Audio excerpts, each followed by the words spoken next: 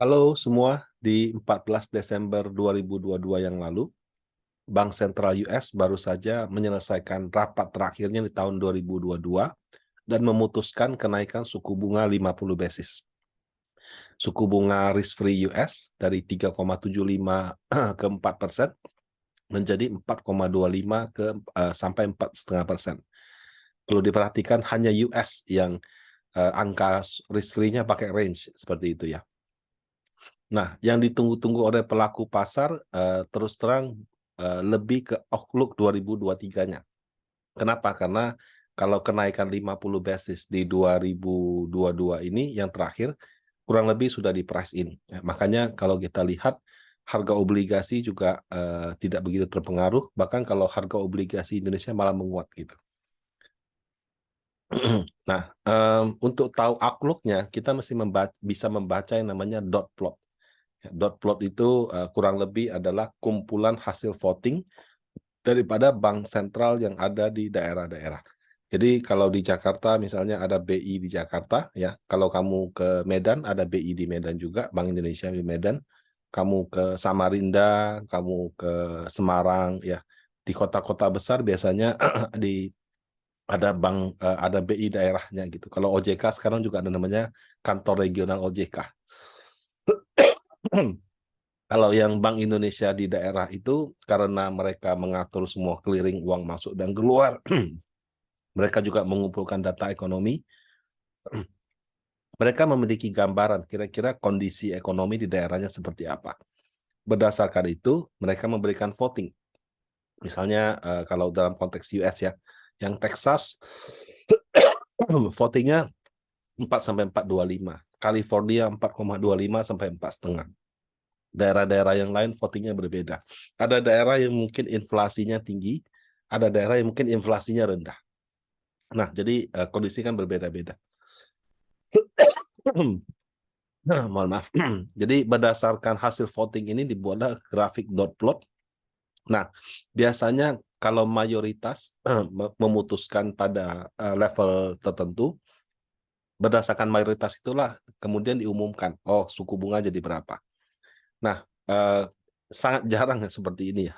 Semuanya sepakat di 4,25 sampai 4,5 sehingga menjadi keputusan. Yang lebih sering adalah split decision ya. Seperti ini, seperti ini, seperti ini, seperti ini. Jadi ada yang di 2023 ada yang voting di 5, mungkin sekitar 55 sampai 575, ada yang voting 525 sampai 5,5, ada yang paling banyak votingnya di 5 sampai 525 ya. Nah, kalau kalau kita lihat di pemberitaan di sana 2023 yang menjadi concern daripada pelaku pasar itu dikatakan 5,1% dapat dari mana, Pak? 5,1% itu adalah rata-rata tertimbang berdasarkan voting-voting yang masuk. Jadi kan ada yang di atas dan di bawah, kalau di weighted average kurang lebih 5,1. Nah, kemudian di 2024 itu turun ya ke 4 sampai 4,25. Jadi kalau sekarang di level 4,25 sampai dengan 4,5, berarti kalau misalnya berdasarkan data ini tahun 2023 bisa naik 75 basis point. Kemudian dari 2023 75 basis point turun menjadi 4%, turun 1% atau 100 basis di 2024. Nah, ini sekali lagi ya, berdasarkan data Desember 2022. Kenapa saya bilang Desember 2022? Nanti di rapat The Fed yang berikutnya, ini dot plotnya bisa beda lagi. Jadi dot plot ini bukan sesuatu yang yang pasti. Bisa bulan setiap kali rapat itu pasti mereka voting. Nah, votingnya itu bisa berubah dari waktu ke waktu. Jadi belum tentu kita lihat lagi, let's say di Februari tahun 2023, bentuknya masih seperti ini. Ya bisa saja yang 2023 sudah split decision-nya lebih banyak lagi yang ke bawah atau makin banyak yang ke atas. Nah, tadi sudah saya jelaskan. Jadi ada indikasi ya 75 basis kenaikan di 2023. Baru turun lagi di 2024. Nah, 75 basis ini apakah sekali naik 75 atau 50-25 atau 25-25-25? Nggak ada yang tahu. Tapi kalau dilihat dari perkembangan yang ada, harusnya ya itu mungkin di 50-25 atau 25 3 kali. Jadi bukan lagi kenaikan 75-50 kayak sekarang. Nah, apakah kenaikan 75 basis, apakah dalam sekali, 2 kali, atau 3 kali itu sesuai dengan ekspektasi pasar? To be honest, tidak. Pasarnya memprediksi suku bunga 2023 itu sudah stagnan, bahkan kalau bisa turun. Kenapa turun? Ya karena 2023 Amerika Serikat dihadapkan pada challenge resesi global. Bukan resesi global, resesi di negaranya sendiri. Beberapa di negara Eropa itu sudah jatuh dalam resesi. Beberapa waktu lalu saya ngobrol dengan orang yang baru pulang dari sana untuk perjalanan dinas gitu ya. Dia bilang sama saya, waduh, di Eropa, di salah satu kota besarnya gitu ya, di Perancis, itu katanya karena gas lagi susah, lagi penghematan energi gitu kan, itu lampu Eiffel-nya jam 9 malam katanya sudah tutup. Saya nggak tahu benar apa enggak ya, tapi katanya jam 9 sudah tutup. Kemudian karena ada penghematan energi, ya tentu kenyamanannya akan berkurang dong. Mungkin AC-nya nggak bisa nyala lama-lama dan sebagainya. Ya. Kemudian karena untuk menutup harga gasnya nggak ada pasokan dari Rusia yang murah, mereka beli dari negara lain yang lebih jauh, yang harganya mungkin jauh lebih tinggi juga gitu. Nah, itu menyebabkan inflasi di negara tersebut. Kombinasi dari hal tersebut ya tentu saja menyebabkan lama-lama ya negaranya jatuh dalam resesi seperti itu. Nah, setiap negara punya masalahnya masing-masing, tapi inflasi tinggi itu somehow menjadi masalah yang sama untuk semua negara. Jadi dengan inflasi yang tinggi, otomatis penghasilan orang yang bisa dia pakai untuk jalan-jalan, untuk menikmati hidup, mungkin sebagian besar dialokasikan untuk makanan minum, sehingga aktivitas ekonomi turun. Nah, kondisi inilah yang menyebabkan resesi. Bagaimana caranya Pak supaya bisa segera bangkit dari resesi? Ya, ada beberapa cara sih. Rusia sama Ukraina secepatnya menyelesaikan sehingga masalah pasokan gas ke Eropa tidak lagi menjadi masalah gitu. Atau kalau memang di situ tidak bisa dikontrol, ya mungkin dari kebijakan bank sentralnya, yaitu mungkin mereka sudah harus memikirkan suku bunga diturunkan. Karena dengan suku bunga yang tinggi, bunga kredit juga ikut-ikutan jadi tinggi, sehingga menyebabkan orang kalau mau pinjam uang untuk berusaha itu menjadi lebih mahal. Nah, kemudian karena bunga deposito yang ikut tinggi, itu menyebabkan investasi di deposito yang risk free hasilnya lebih tinggi dibandingkan orang berbisnis. Nah, itu juga bisa mengurangi aktivitas ekonomi. Itu secara umum seperti itu. Nah, intinya sih karena tidak sesuai ekspektasi ya, indeks saham di US pada saat pengumuman tersebut itu mengalami penurunan. Nah, apakah itu berarti 2023 itu capital market terutama saham akan jelek juga gitu ya? Menurut saya tidak sih, belum tentu juga. Sebab yang namanya dot plot itu sudah saya katakan tadi, bisa berubah dari waktu ke waktu. Nah, apa yang membedakan dot plot di bulan Desember dengan katakan dot plot di bulan Februari 2023? Data inflasi. Jadi semakin rendah data inflasi, maka orang akan meyakini bahwa penurunan suku bunga akan terjadi lebih cepat. Mungkin tidak 2024, tapi 2023 pertengahan atau akhir. Kemudian dengan data inflasi yang lebih rendah, ekspektasi kenaikan The Fed itu juga mungkin nggak sampai 3 kali. Kenapa? Karena dia tuh terus terang cuma ingin matching antara suku bunga dengan inflasi inti. Jadi ada inflasi total, inflasi inti. Nah, kalau misalkan inflasi intinya sudah sama atau lebih kecil daripada Fed Fund Rate-nya, bisa saja kenaikan Fed Fund Rate tidak dibutuhkan lagi. Inflasi inti US saat ini di November ya, di level sekitar 6%. Fed Fund Rate-nya 4 sampai 4,25, berarti kan lebih tinggi. Ya nggak bisa, kan butuhnya Fed Fund Rate-nya sama gitu. Nah, jadi kenapa Fed Fund Rate masih akan naik? Karena inflasi intinya masih tinggi.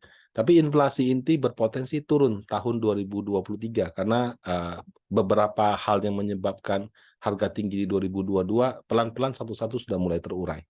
Ya. Nah, jadi data inflasi itu yang menentukan. Nah, kemudian kalau misalkan yang menjadi perhatian daripada Bank Sentral US itu juga adalah yang namanya data pengangguran. Ya. Nah, kenapa data pengangguran? Jadi kalau misalkan inflasi tinggi, pengangguran rendah, ya. Inflasi tinggi berarti kan harga barang naik. Pada saat sama pengangguran rendah, berarti kan ekonominya tumbuh dong, semua orang punya kerjaan. Untuk mengontrol inflasinya, Bank Sentral US akan cenderung lebih agresif. Mereka naikkan suku bunga supaya pelan-pelan inflasi turun. Sebaliknya, kalau misalkan inflasinya sudah turun pada level yang dianggap terkontrol gitu atau rendah dan pengangguran tinggi, ya. Nah, maka the Fed akan lebih konservatif. Yang namanya ekonomi lagi susah kok kamu menambah beban dengan cara bikin suku bunga tinggi. Jadi salah satu indikator yang penting itu adalah tingkat pengangguran. Nah, saat ini inflasi tinggi, pengangguran rendah. Memang ada berita PHK di beberapa perusahaan teknologi, tapi menurut saya itu belum merepresentasikan data US secara menyeluruh, sehingga belum bisa dikatakan penganggurannya tinggi. Malah sekarang tingkat pengangguran US itu masih record low seperti itu.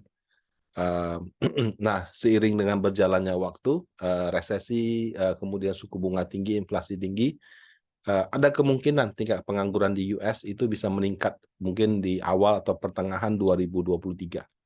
Dan apabila kondisi itu terjadi pada saat yang sama inflasi mulai turun, nah bisa saja kondisi tersebut membuat the Fed menurunkan suku bunga lebih cepat. Ya. Nah, pada dasarnya sekarang market punya keyakinan ke situ. Sampai-sampai saya ambil berita di Bloomberg gitu ya. Powell sees rates higher for longer, but market doesn't buy it. Ya. Apa artinya market doesn't buy it? Artinya pelaku pasar tidak percaya. Ya, kenapa? Karena mereka melihat data inflasi sudah terus turun. Bank sentral melihatnya data inflasi masih tinggi. Sama-sama benar. Ya. Bedanya Bank sentral lihat yang saat ini, market melihatnya yang akan datang. Ya, itu sangat wajar sih. Ya, karena dalam pasar modal itu semua orang beradu argumen dan ekspektasi.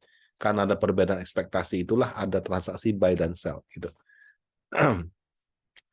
Nah, apa artinya perbedaan pendapat ini dan keputusan The Fed untuk tahun depan kira-kira seperti itu? Good news atau harapan suku bunga akan turun di tahun 2023 gitu ya. Sekali lagi harapan ya. Belum muncul di Desember. Apakah akan muncul di Januari? Mungkin juga tidak ya. Kemungkinan akan muncul menurut saya paling lambat itu mungkin sekitar bulan Juni 2023. Karena bagi The Fed untuk menurunkan dia punya ekspektasi suku bunga itu butuh penurunan inflasi inti yang lebih dalam dan berturut-turut selama beberapa bulan. Memang sudah turun, tapi baru 2 bulan. Ya, jadi dari sekitar bulan September ke Oktober, Oktober ke November, inflasi inti itu turun. Tapi kalau supaya The Fed yakin untuk mengubah view-nya, mungkin harus turunnya 2-3 kali lagi dengan penurunan magnitude yang lebih dalam. Kalau tidak, kelihatannya The Fed belum akan mengubah arahnya. Makanya kalau kita berharap cepat-cepat berita suku bunga turun ini akan keluar, dalam waktu dekat ini belum. Tapi dalam jangka menengah ya, menengah itu saya lihatnya sih mungkin dalam 6 bulan 6 sampai 12 bulan ke depan bisa saja berita itu muncul ya. Jadi kalau kita konteksnya saat jangka pendek bagaimana? Short term belum ada good news, tapi medium term mungkin akan ada dan potensinya cukup besar. Nah, sentimen pasar modal yang positif negatif itu terus terang selalu datang silih berganti ya. Justru menurut saya pada saat sentimen positif belum datang, lebih banyak sentimen negatif sehingga harga sedang turun, itu bisa kita manfaatkan untuk average down. Karena kalau kita hanya mau masuk pada saat harganya sudah naik, nggak salah juga ya, tapi nggak sedikit juga orang yang kebagian cuma dapat pucuknya aja. Artinya sudah naik tinggi, kita baru beli di atas, akhirnya naik lagi tapi juga nggak seberapa, kalau jatuhnya dalam. Nah, sementara kalau pas semua sentimen lagi jelek, justru pada saat seperti inilah kita bisa menambah posisi average down sambil menunggu harganya naik kembali. Karena kenaikan harga itu kadang-kadang cepat sekali. Kamu nggak ikut, tahu-tahu sudah dia rally tinggi, akhirnya kita ketinggalan. Nah, demikian penjelasan saya untuk keputusan suku bunga The Fed. Semoga bisa menambah pemahaman Anda tentang aksi daripada Bank Sentral. Demikian, semoga bermanfaat. Terima kasih.